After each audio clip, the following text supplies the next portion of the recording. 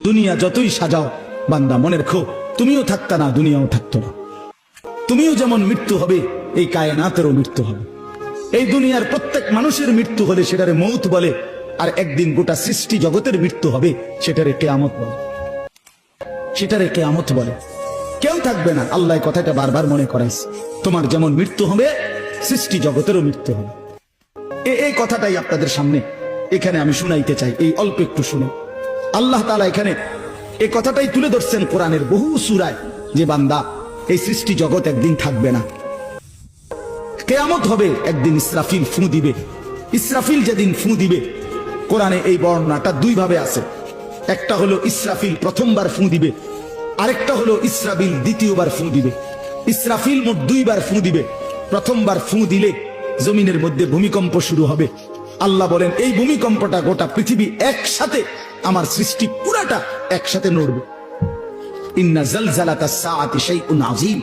আল্লাহ বলেন বান্দা দুনিয়ায় বহু ভূমিকম্প তুমি দেখছো, তবে মনে রেখো কিয়ামতের ভূমিকম্প, ইসরাফিল ফু দিলে প্রথম যে ভূমিকম্প হবে, কিয়ামত সংঘটিত হওয়ার জন্য, গোটা সৃষ্টিটা ভেঙে চুরে যাওয়ার জন্য, সেটা হবে বড়ই ভয়ানক। ও তারান নাসা সুকারা, আল্লাহ বলে সমস্ত মানুষগুলো বাতালের মতো দৌড়তে থাকবে। এইভাবে সবকিছু কাঁপতে কাঁপতে সবকিছু কিছু দূর গিয়া গিয়া ভাঙ্গা ভাঙ্গা পড়বে, মুখ থুবড়ে পড়বে। তো আল্লাহ রাসূল সাল্লাল্লাহু আলাইহি সাল্লাম বলেন সমস্ত কিছু এই সৃষ্টি জগতের যা আছে আল্লাহ ব্যতীত সবকিছুই প্রথম ফুঁয়ের পরে কাঁপতে কাঁপতে ভূমিকম্পের মতো হয়ে জমিনের তলদেশে চলে যাবে। মাটির উপরে তখন একটি সুতা আর থাকবে না, আর কিছু। এই হলো কিয়ামত, প্রথম ফুঁ, প্রথম ভূমিকম্প।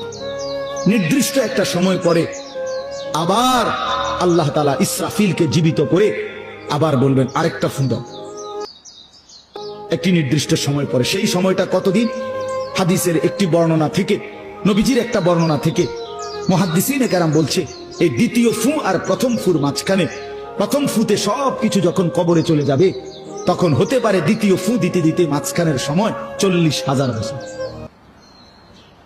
আমার বন্ধু, আমার বাপ, আমার ভাই, রাত হইছে, কষ্ট সবাই করতেছেন, এতটুকু তো ভাবেন সর্বশেষ যেই লোকটা কবরে যাবে, শেষ হতে পারে তাকে কবরেই থাকতে হবে 40,000 বছর।